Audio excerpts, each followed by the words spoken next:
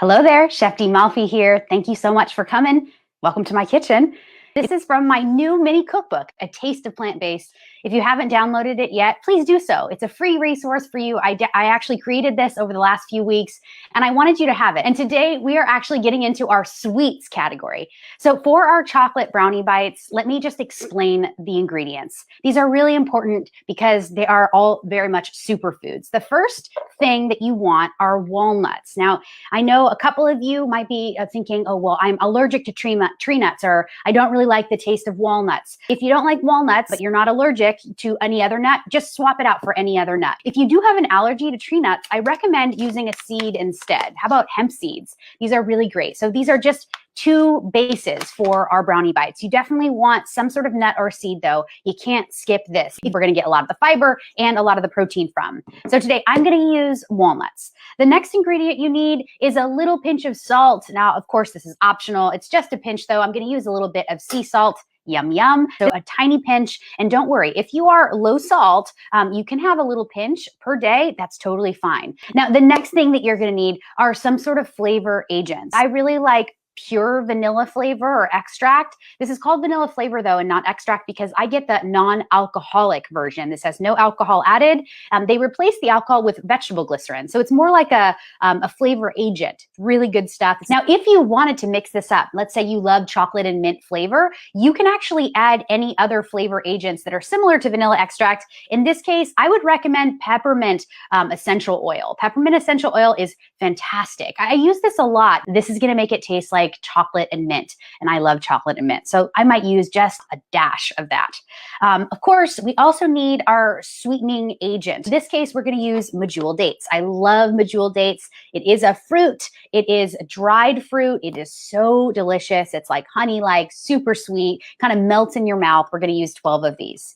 And then we're going to use cocoa powder, wonderful unsweetened cocoa powder. I'm using this one here. This is from Earth Organics. This is a wonderful non-GMO project verified and USDA organic. It's really great because it has a very earthy flavor. It's very potent. Now, if you can't find this brand, that's okay. How about the Costco brand? This is what they sell at Costco. It comes in a 32 ounce or 2 pound bag. It is organic and fair trade, which is really, really great. And it's unsweetened. This is going to be a great source of vitamins, minerals, fiber, really good stuff. So unsweetened, you definitely don't want to use your, hot cocoa powder or Hershey's chocolate cocoa powder that has sugar added.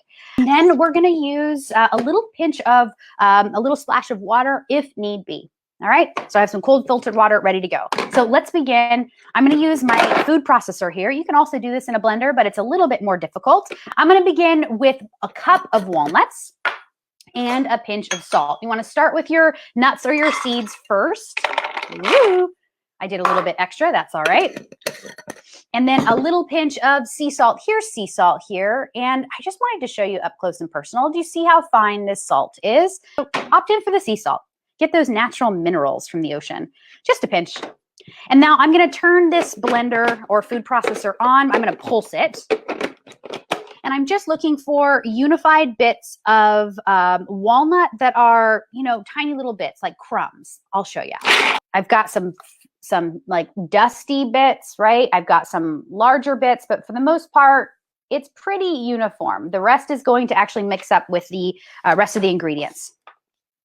All right, so now I want my medjool dates. If you've never worked with dates before, get yourself some dates and enjoy them. They're 2, 4, 6, 8, 10, and 12. And what you want to do is you want to actually get the date that hasn't been pre-pitted. You do not want pre-pitted dates. If that's all you can find, of course, definitely get that. But I recommend pitting them yourself. Why? Because this is going to keep your date from drying out. If it's pre-pitted, those tend to be a little drier. We really want these dates though to be kind of sweet and moist and not super dry. So I'm opening it up and I'm just removing this part. That's the pit. See it? The other thing that you want to make sure of is, do you see that? Ooh, that little top. I'm going to push it up. This part can really cut you on your mouth, your lips, your gums. Take that off. That's also a piece that you need to remove. It's kind of like the stem to the pit, and you want to take that out. I'm opening up my dates as well. You can see I'm cutting them in half as I open them. A really great way to do this is you can actually use your paring knife, grab it and roll it open. All right, we've got our dates in here. We've got our walnuts. We've got our salt. We need to now add our vanilla or our peppermint, whatever that you want to use. I think I'm going to use a little bit of both. It's about 3 teaspoons, but if I'm going to use both, I'm going to do about 1.5 teaspoons. I'm going to do probably like 2 teaspoons of vanilla and like 2 drops. Actually, that was 2 drops. 2 drops of the essential oil. It comes out very quickly, and you really just want like 1 little drop of this. Now, I definitely want my cocoa powder, unsweetened. I'm going to use 1/4 cup of this. I did bring 1/4 cup out because I am feeling prepared today. There we go. 1/4 cup right in. And I'm going to like just, shake this around the blade so that it doesn't just sit right on top on this metal part. On this plastic part, because it won't ever mix in if it's there. That's the cool thing about food processors, is that you really need to make sure that all the ingredients are getting around the blade. A lot of people just pour it directly in the middle. No go. That's not really the way to do it. All right, now we're gonna pulse this, and we're gonna like see it come together right in front of our eyes. So really just want to pulse it. I don't want to turn it on and walk away. The dates have to work a bit hard here, so just kind of let it happen, and you're going to start to see it starts to kind of resemble mud pie. So we're going to go back to it, and I'm going to keep pulsing. Pulse, pulse, pulse. Now remember, some of the dates that you use, depending on the batch that you get, some dates are drier, some dates are more wet or more moist. Depending on if it's wet or dry, that's when you can determine if you want to use a little bit of cold filtered water. I have some here in my tablespoon liquid measure cup ready. I'm just going to wait though. And what I really, really want to make sure is starting to happen is this will clump together, okay? And hopefully that'll happen here quickly. I'm having the feeling that this is not going to actually happen because these dates actually were a little drier. So look, now you can actually see, I'm gonna hold it up. You can actually see now this really looks like mud pie crumbles, right? Yum. I need to add some water though. So get this on. You have to pulse it as you add the water. If not, then what ends up, the water just drains to the base of the Cuisinart, and it gets like kind of stuck and soupy on the base. We want to kind of like incorporate or fold the water in. So turn it on. And I'm just feeding it a little water, like 1 teaspoon or drizzle at a time. Now you can see it coming together. I'll show you. Now you can see it's starting to kind of like clump in big pieces. Y'all see that? Yeah, perfect. This is right. Now at this point, you're done.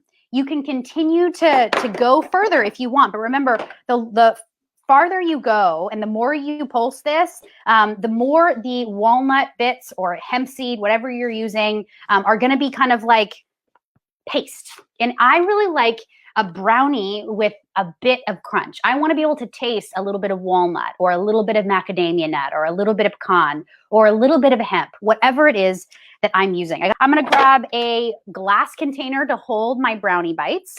And remember, these are raw, so there's no baking. We're just going to make the batter. We're going to roll them up, and that's it. Time for you to eat after that or save them in the refrigerator. The longer they sit, the better they get. I will tell you that. I'm going to put on a glove for this part because I don't want my rings to get all dirty and I don't want my hands to get all sticky. So get on your kitchen gloves. Here we go. We are ready. And I'm going to just take a golf ball size or maybe like a ping pong ball. Was that ping pong or golf ball? All right, we're going ping pong. Okay, Danny says golf. Of course you do, babe. All right, here we go. I am going to just roll this into a ball-y.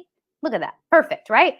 Now I'm going to roll a bunch, and then we will actually put these into a bowl of hemp seed and roll them around just to get them that extra bit of crunch and that extra bit of protein. And I really like to make them this size because I feel like it's great. It's a great amount. Any bigger than this, I got to tell you, it's a little too sweet. Like you kind of want to chop it in half.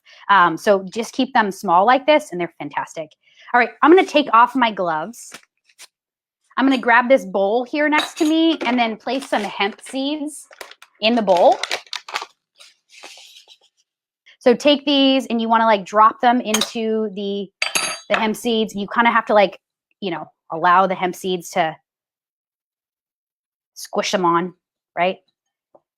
All right, these looking great. These are looking fantastic. I may have over poured on the hemp seed, but that's fine. look what I'll do. I'm just going to pour the rest of this hemp seed right over these bites. There you go. And that's it. I'm going to serve them on a plate because we eat with our eyes first. I want them to be even more delicious on this delicious white plate. I'm going to have 3 because I want a hidden Mickey. Look at this. There we go. Yum. Right? Now, quality control. Here it comes. Oh, yeah. It's always amazing after I make these. Anytime I take my first bite of a new batch, I'm like, how do these taste exactly like the best brownie I've ever had? But they're raw, dairy-free, sugar-free, gluten-free, grain-free. Yum. They make me feel so good too. I love these, you guys. These are so darn good. I hope that you'll try this recipe. If you haven't done so already, please download A Taste of Plant-Based. That's my free mini cookbook. Here's the cover page of our free mini cookbook. Download it now.